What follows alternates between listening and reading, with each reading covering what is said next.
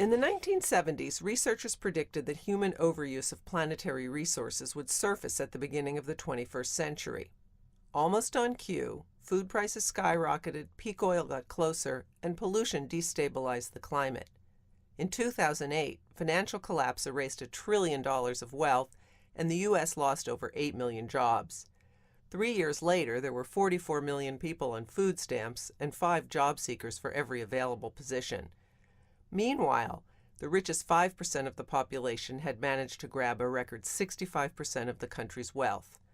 Wall Street and big companies were thriving, but poverty, anger, and social discontent were rising.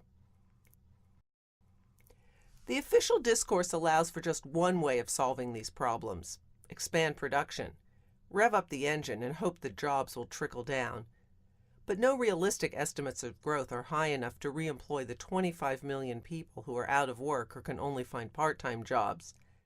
And the indiscriminate growth we'd get would intensify ecological overshoot, which in turn creates more financial instability.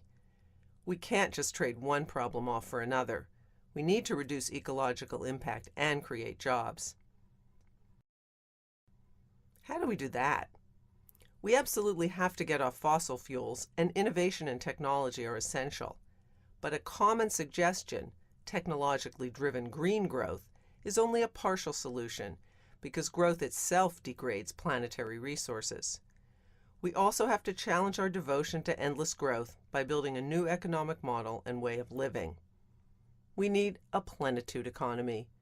Its central insight is that changing how we spend our time is the key to reducing environmental impact, creating more jobs, and giving us all a better life. Americans could use a break. Since the 1970s, working hours have risen by about 200 hours a year. That extra work creates stress and impairs family life. Long hours also boost carbon emissions. So let's reduce work time. Rather than hiring 4 workers for full-time schedules, an employer takes 5, each working 80%, or a 4-day work week. Yes, we'll need to address the cost of benefits, but that's solvable. Some years ago, the Netherlands government did this for all its new employees. Eventually, the whole Dutch financial sector went to 80%. A fairer distribution of work makes the income distribution fairer too, because too little work is a major cause of poverty. Giving people more time off is also at the heart of the trend to DIY, or do-it-yourself. People are growing vegetables, beekeeping, canning, and brewing beer. They're building low-cost, eco-friendly housing, generating energy, sewing clothing, and even making manufactured items with desktop-sized computer-controlled machines. DIY is savvy economics because 21st century technologies have raised the productivity of small-scale production. It allows people to live better with less money, exercise their creativity, and even start businesses as they develop skills and expertise in new eco-intelligent ways of producing. And when people work less, they tend to consume less. The planet gets some time off too. Plenitude practitioners are also finding security by linking up with each other. There's a wave of social innovation for sharing, bartering, informal and neighborhood exchange, reuse, and resale.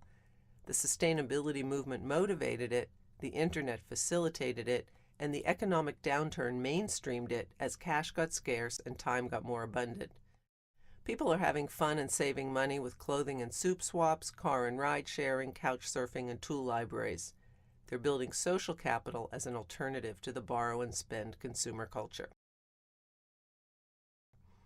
So there's the new model, a plenitude economy that gives people more time away from work, expanded opportunities for low-impact economic activity, and a commitment to social connection and community. It's a way to reclaim a human scale to our economy, take responsibility for our lifestyles, and treat one another and the planet with the respect we all deserve.